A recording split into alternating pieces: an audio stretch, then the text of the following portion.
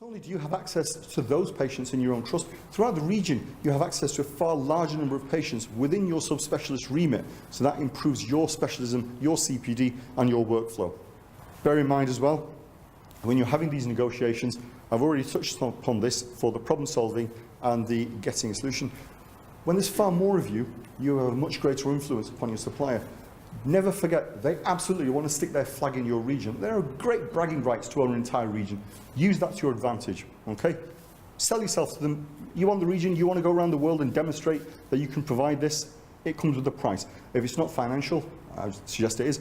Also, what they can do, maybe perhaps work towards actually having a collaboration to have their new shiny. You can develop the product with them, they can develop it with you, and actually advance the specialism in that way.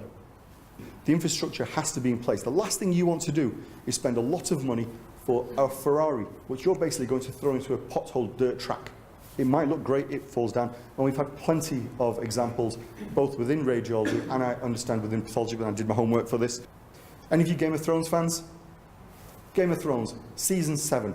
7 kingdoms in Westeros, 9 regions, 7 kingdoms. We're nowhere near uniting, okay? And if you think any of your chief execs are any less ruthless and cutthroat than any of the kings and queens of Westeros, you've got another thing coming. I have to say, my biggest worry in that is that George Martin dies before he finishes it, and we have another Robert Jordan Wheel of Time scenario. But luckily, he tells me he's told the story. He didn't tell me, but he's identified he's told the ending to a couple of people. Do not underestimate how long these things take. They take time. I could go on, but that's a whole other talk. Thank you. Welcome to take any questions.